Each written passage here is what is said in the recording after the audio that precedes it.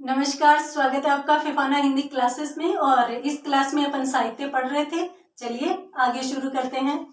तो आज की क्लास के 5 प्रश्नों में पहला प्रश्न कुछ इस प्रकार है। सबसे पहला प्रश्न,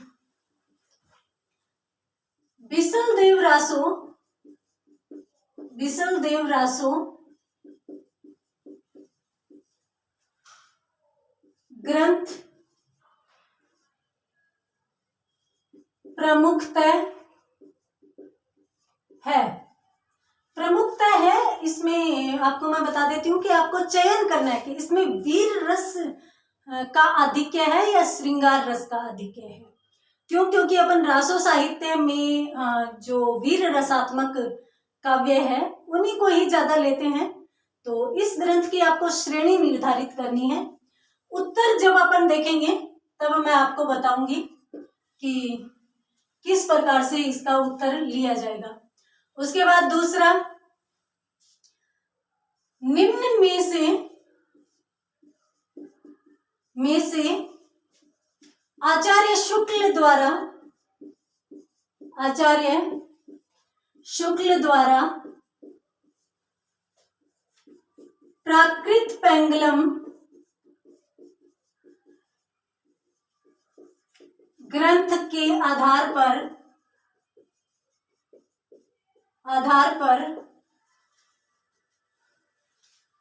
किस ग्रंथ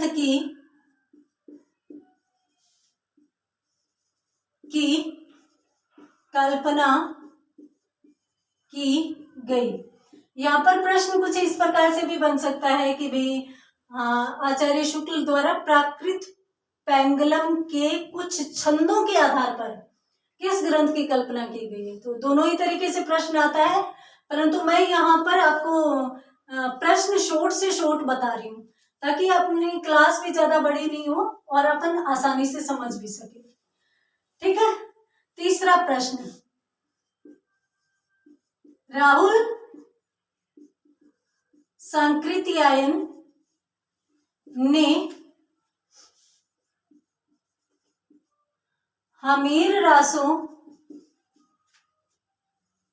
का रचनाकार माना है का मतलब किसे माना है। ये 3 प्रश्न।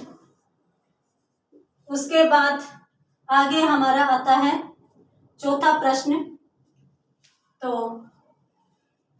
राहुल सांकृत्यायन का बिसल देव रासो, राहुल सांकृत्यायन ने हमीर रासो। इसके बाद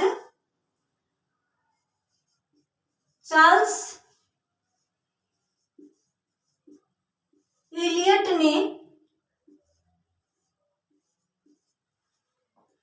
इलियट ने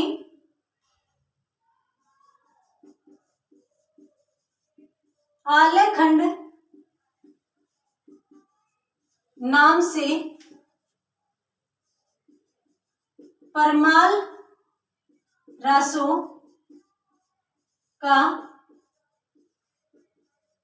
प्रकाशन कब करवाया। और अपन इसी से संबंधित एक प्रश्न इस प्रकार से भी ले सकते हैं, कौन सा ग्रंथ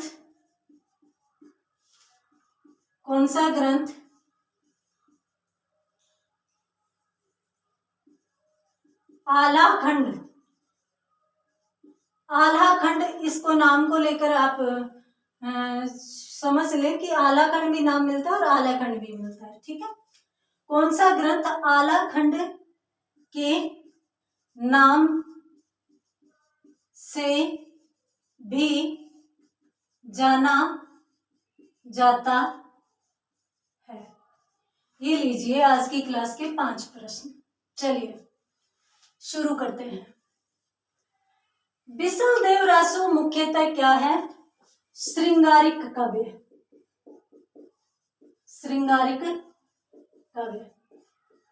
कैसे है श्रृंगारिक काव्य? कैसे है भाई?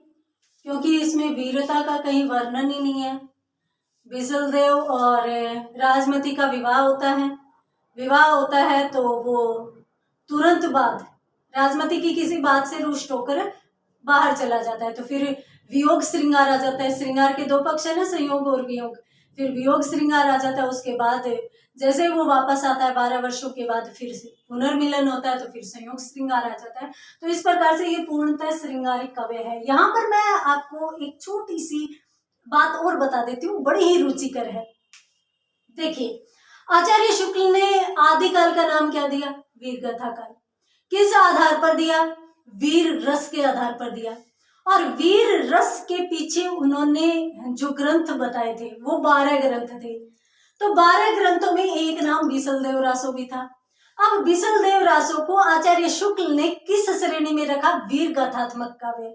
इसीलिए आचार्य शुक्ल की बाद में आलोचना हुई थी कि भाई उन्होंने जो 12 ग्रंथ बताए हैं उनमें से कुछ तो उपलब्धि नहीं है और कुछ श्रृंगारिक काव्य है। अगर श्रृंगारिक काव्य है और कुछ उपलब्धि नहीं है तो हम कैसे इसको वीर गाथा काल कह सकते हैं? क्यों? क्योंकि इसमें तो श्रृंगारिक काव्य भी है। तो इस प्रकार से आचार्य शुक्ल की यहाँ पर आलोचना हुई थी। तो आचार्य शुक्ल ने ये कहा था कि भाई जो रास साहित्य है, जो सिद्ध साहित्य है, जो नाथ साहित्य है, वो तो धार्मिक ग्रंथ है, तो हम उनको इसमें नहीं ले सकते, उनको नामकरण के पीछे कारण नहीं बना सकते। तो फिर ये बात आती है कि यदि भाई अपन उसको नकार दें, इस ग्रंथ इस नाम को, या फिर अपन उन तीनों विचारधाराओं को नकार दें, रास, सिद्ध और जैन, तीनों को नकार दें, तो फिर भक्ति काल क्या है? वो तो पूरा का पूरा भक्ति साहित्य है, वो तो पूरे के पूरे धार्मिक ग्रंथ है। तो उसको हम हटा नहीं सकते। क्यों हटा नहीं सकते? क्योंकि वो तो हमारे पूरे साहित्य इतिहास का स्वर्ण काल है। तो फिर क्या करें? करें ये कि इसका वीरगाथा काल नाम हटा करके और उन तीनों विचारधाराओं को शामिल करते हुए कुछ अच्छा सा नाम या अलग सा नाम दे। तब आचार्य हजारी प्रसाद द्विवेदी ने आदिकाल नाम दिया था, वीरगाथा काल नाम हटा करके, और वही नाम सर्वमान्य भी हो गया था।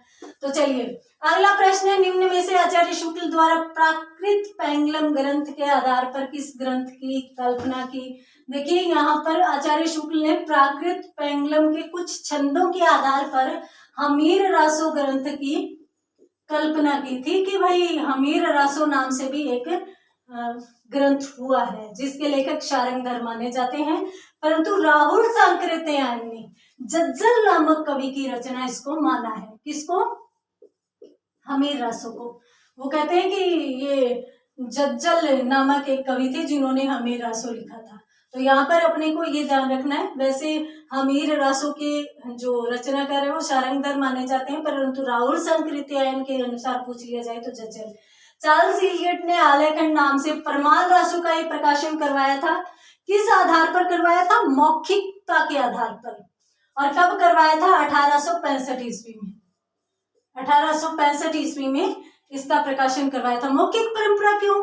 अब अपन परमाल रासो के बारे में बात करें ना, तो परमाल रासो एक ऐसा ग्रंथ है जो गाया जाता है, ये लोकगेय काव्य है। ठीक है, जो परमाल रासो है वो लोकगेय काव्य है, जनता के बीच गीतों के रूप में गाया जाता है। अब जब गाया जाएगा तो जाहिर सी बात है कि लोगों के बीच में प्रचलित होगा, और लोगों के बीच में प्रचलित होगा तो कुछ वो अपने हिसाब से जोड़ेंगे। इसीलिए तो ये कहा जाता है कि इसका मूल रूप क्या है किसी को पता नहीं है।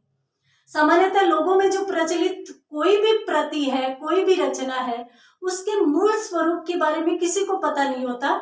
क्यों? क्योंकि सब गाने वाले जो हैं वो अपने अपने हिसाब से कुछ न कुछ उसमें से जोड़ देते हैं, कुछ न कुछ उसमें से हटा भी देते हैं।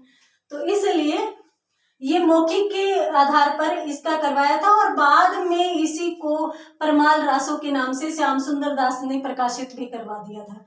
तो सबसे पहले जो इलियट है इन्होंने आलेखन नाम से प्रकाशित करवाया, श्याम सुंदर दास ने परमाल रासो के नाम से प्रकाशित करवा दिया था। हाँ, मैं आपको बता देती हूँ, प्रश्न अपन 5 ही लेकर जा रहे हैं, परंतु इनके बारे में मैं कुछ न कुछ बता रही हूँ, तो आप नोट्स में उन चीजों को भी शामिल जरूर करें, नोट लगाकर कर सकते हैं।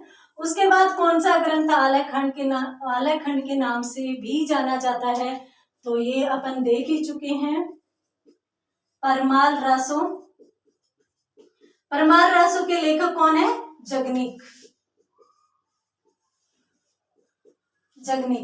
तो ये थे आज की क्लास के 5 प्रश्न, आप स्क्रीनशॉट ले सकते हैं। तो ये थे आज की क्लास के 5 प्रश्न और मिलते हैं अगली क्लास में अगले प्रश्नों के साथ। तब तक के लिए धन्यवाद।